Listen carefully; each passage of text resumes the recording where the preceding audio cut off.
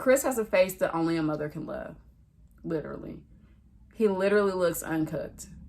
Like, he looks like he wasn't done all the way, and God just was like, send him out. My dear, my dear, my dear. My dear, I want you here. Don't get too near, for there's lions beware. Hey guys, welcome back to my channel. I have only done one Married at First Sight video. Here's the thing. I thought I was going to like review each episode, recap each episode, give like my thoughts and theories on each episode, but the episodes are too damn long. It literally takes me days sometimes to get through them and finish them, simply because they're too long. They're too long, and I can't say that it's like, oh my God, it's riveting for an hour and a half. It's not. It's not. A lot of the same things happen. It's just like you get a couple good moments and the rest is filler.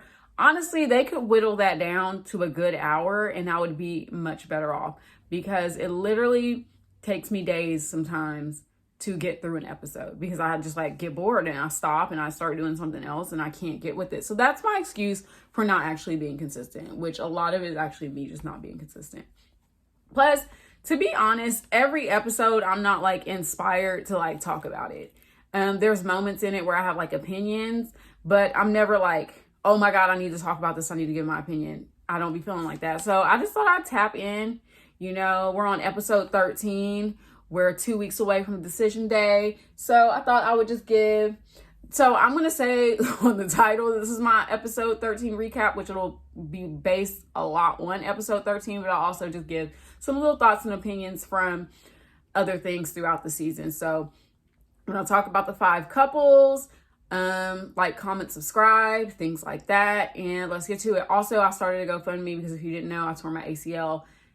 If you could spare some change for your girl, hit the link below. It's listed down in the bio. But anyways, let's get started. The first couple I want to talk about is Virginia and Eric. So Eric, in the beginning, I kind of liked him. He seemed level-headed and mature. Can't stand him now. I can see his ways. They don't ever mention his political views on the show, but I can see where they're going with it. So that maybe I'm also biased against that. But all the ultimatums he drops on her, everything is, well, if you don't like it, then leave. If you don't like it, then leave. And it's like, but what if she does leave? Then what, Eric? Then you're going to always get hurt. Then he's always like, saying like, he's been married before. He's been married before. Yes, and your marriage failed. And now you had to go on a reality TV show to have strangers match you up with strangers to get married. So you don't know it all. You're not a relationship expert. You in the same boat as me and every other single person out here who don't know what the hell we're doing. You don't know it all. He also thinks because there's an age gap between them that he's just so much more mature. But he acts like a baby a lot. Not saying that Virginia is perfect. She's not. I've grown to like her more and more because she really does stand up for herself in a lot of cases where I think a weaker-minded person would bend to him because he obviously wants to be the dominating force in the relationship. I mean, there are things like, it's weird because like they portray her as drinking a lot on the show, but I don't know if that's how it's truly edited or not. But I mean, I don't know. But for them, they just stress me out. I don't think they're going to make it to, I don't think they're going to like stay together at decision day. I still feel that way. I don't think anything's going to change that. I don't see the situation getting better for them. I think that, you know,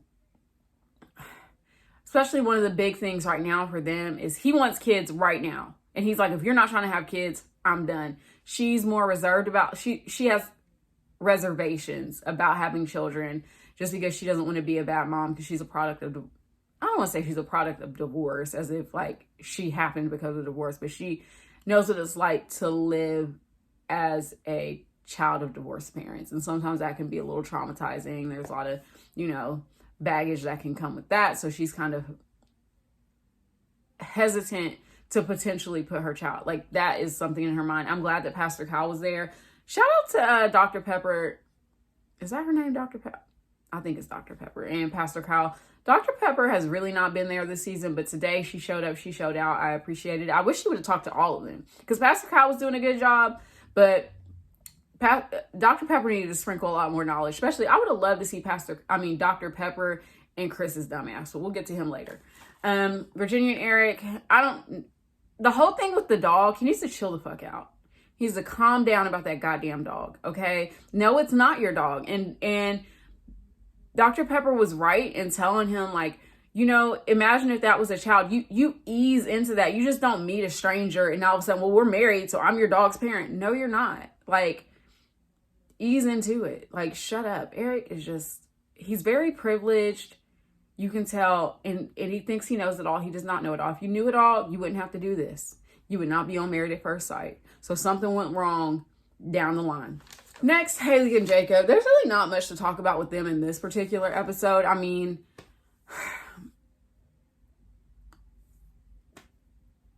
what do you say? I think I have a lot of empathy and sympathy for Jacob. I think that it really hurt his feelings that she doesn't find him attractive. I mean, but she can't force herself to find him attractive. Like, she can't do that. And I wouldn't want her to force that. But at the same time, she keeps acting like she's tried all these things to make them work, and she really hasn't at all. There's a lack of vulnerability on both their sides. I think because of his past situations, but because they hit like they didn't even hit a speed bump. They hit like a massive pothole that like took out 2 tires in like the beginning, like honeymoon phase. So it's just been an uphill battle ever since. And you need those 2 tires because they're just awkward. I get like Jacob has a dry sense of humor, but I can see where that's funny, because flashback to the season when that big blow up happened at the last dinner at the honeymoon, and he was just sitting there like, so we gonna eat or not? That was funny as hell to me. But as awkward as he is, Haley is not vulnerable either. And every time somebody tries to like press her about it, she just starts crying, and it's like that. But that's not gonna get you out of it every time. Like, it's not. So yeah, Haley and Jacob, they shouldn't be together, because look, girl, if you don't find him attractive, which he looked good with his beard, if you don't find him attractive, let him go. But I really hope that this doesn't like discourage him from dating, because I think Jacob's attractive. I mean, he's not necessarily my type, but I'm probably not his type. But I don't know with them, and I don't care. So we'll just move on. Whew. Clara and Ryan, I don't understand them. They're stupid, and here's why. They keep being like, this is perfect, this is perfect, this is perfect. No, it's not. It's not perfect. I think with Ryan, I don't know what conversations they're having behind closed doors, but if he doesn't want to have sex with that girl, then he needs to state why he doesn't want to have sex with that girl. And also, she's the quit, because if you're going, or if you choose to do it, know that it's a choice. Because obviously every time you do it, you don't get nothing in return. So stop doing it. Stop doing it. And then getting mad like, oh, this is going to be the time. Stop doing it. You don't have to. Like, you literally don't have to. There's so many steps to get to giving head that you literally do not have to do it if you don't want to. Now, if you want to, then you want to. So it shouldn't be a like, but I'm not getting anything in return. You're doing it because you want to at this point. Y'all almost at the end of the process. So y'all keep not having these conversations. They just keep not having important conversations, like the conversation about their spirituality and religion and how they want to raise their children. That's an important ass conversation. So why are y'all acting like we'll cross that road when we get there? How y'all gonna get there? How y'all gonna get there? First of all, how y'all gonna make the babies? Part of me thinks like, is Ryan a virgin? Is he attracted to women? But I get it, because on one hand, I'm like, y'all did just meet. So if he don't want to have sex with you, he don't want to have sex with you. But then at the same time, you signed up for this, which doesn't mean that you automatically have to have sex with somebody, but you do owe her the conversation as to why. And then she can respect your why. It's simple communication. I don't understand. And I don't understand why y'all waiting till the finish line to have the conversation. I don't see it for Clara. You know what? If Clara and Ryan say yes on decision day to each other, it's because they're being fake as hell. But if they're being real, they're going to say no. Somebody going to say no. And it's probably going to be Clara. Maybe Ryan is not that into her, even though he keeps saying they have the perfect situation. And maybe that's why he doesn't want to have sex, because that's like kind of like commits the relationship even more. I don't know. That's Clara and Ryan. I doubt they're going to say yes on decision day. Next, we have Brianna and Vincent. Now, here's the thing. Vincent gives me crazy behind closed doors. That's the energy I get from him. He's super loving when he wants to be, but when he's upset, he just holds it in. And I think that's because he knows there's cameras there and all that. Because their first big blow up, his crazy came out a little bit. Because I'm reformed. I used to be toxic. So I see the toxic in other people. I see it. And I think with him, like this episode, so at first they portrayed Brianna as like, she's bossy, she's this, she's that. Then I was like, she really not that bossy. When a couple episodes, I was like, she's really not. Like, they're making her seem like she's just this maniac, this like overbearing person. She's really not. But then this episode, I see where like she doesn't compromise. Like, they were talking about their expenses. First of all, I don't know their incomes, but that budget, y'all need to scale back, okay? Reel it in, all right? Some compromise needs to happen, because that's what a marriage is. And the thing about Brianna is she doesn't know how or want to compromise. Like, when he complained to, I think, was it Pastor Kyle?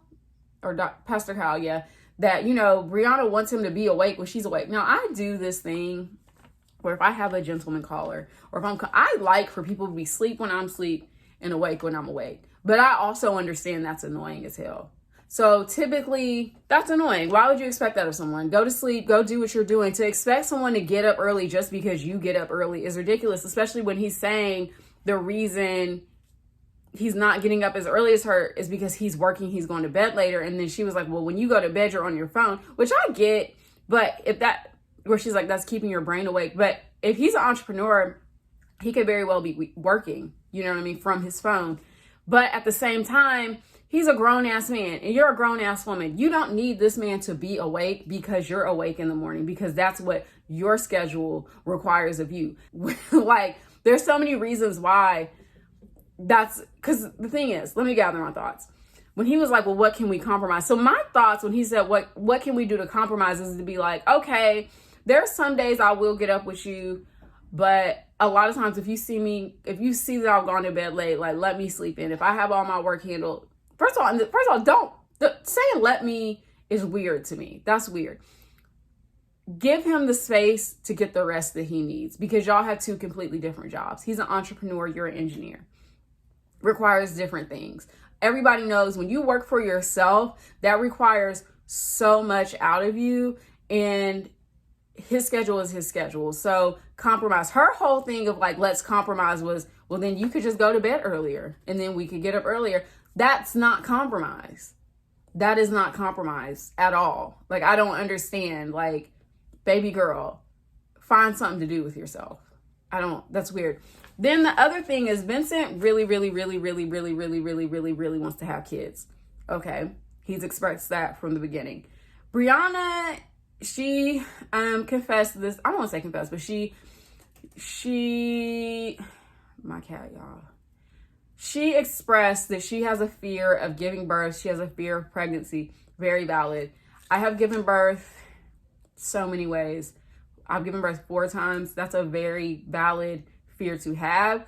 I don't think I ever had the fear, because the type of person that I am, it was happening. So it was just like, I can be afraid, but that's not going to feed this process in a productive way. So I might as well just learn about the process as much as I can, and then trust my body and go forward. So if anybody out there has that fear, is very, very valid. I understand it. I speak to women all day long while I'm at work. And I was just talking to a mother the other day who's had 3 C-sections. She was telling me by her 3rd C-section, she literally had a panic attack. And I understand, because you have no control. However you give birth, you have very limited control. You don't really have that much control while you're pregnant. You basically have this being in your body who requires a lot.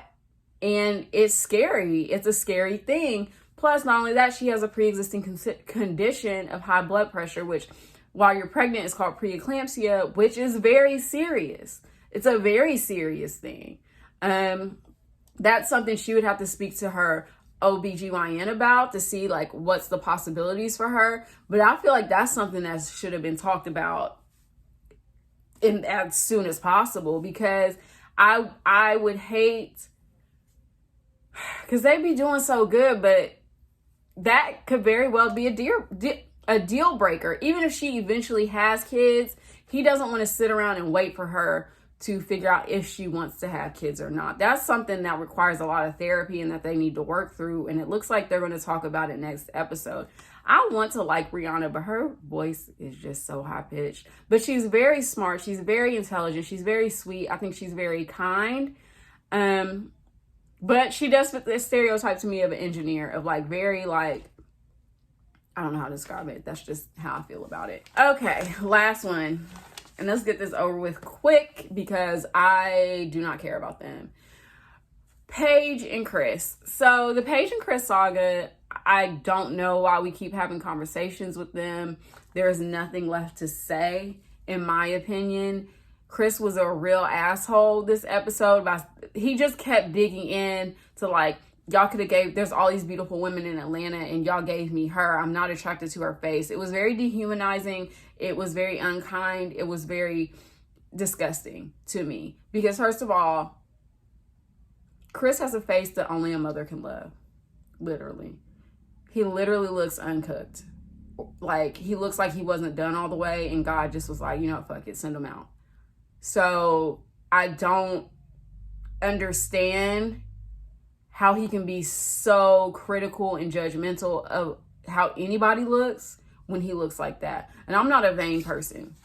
I like makeup. I like wearing wigs. My shit ain't perfect all the time, for sure. I have a fucking fake ass teeth in. Like, I'm not perfect, but at the same time, I don't go out of my way to make people feel bad about themselves. Like, that was totally unnecessary. He's hurt her enough. And it's like, for you to go on camera and continue to hurt her at this point, Lifetime, I'm blaming you because you're allowing it to happen because you're doing it for views. You're doing it for the viewership because nobody needs to hear that. And it really is disheartening to see a black man speak that way about an intelligent, beautiful black woman. Now, it's clear to me Paige already got self-esteem issues, because there ain't no way somebody who has any type of self-worth, self-value would allow that situation to continue. Because she keeps talking about, like, why did he give up on the marriage? That's what you should have wanted, because the minute you got into the situation and saw his behavior and the fact that he told you to your face after he had sex with you 2 times that he wasn't attracted to you and still wasn't attracted to you after he had sex with you, there's nothing more to say.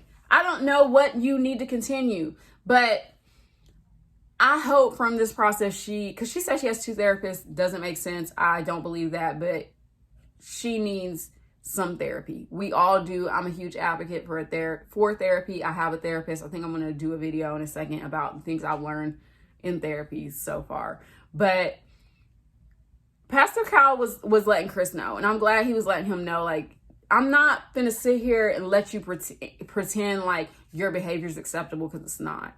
And I just feel like the longer they allow Chris to be on this show, the longer he pushes his disrespect forward. And Paige doesn't deserve that because she came into this with pure intentions. So that's it for Paige and Chris. I wish they would just let that go. We know that it's over. It's done. That's it. So yeah, this is, I don't know what the recap, review, my thoughts, whatever, on episode 13 of Married at First Sight, season 12. Like this video. Tell me your thoughts in the comments. Yeah. Check out my GoFundMe. Give me anything if you can. And yeah, I will see y'all next video. Bye.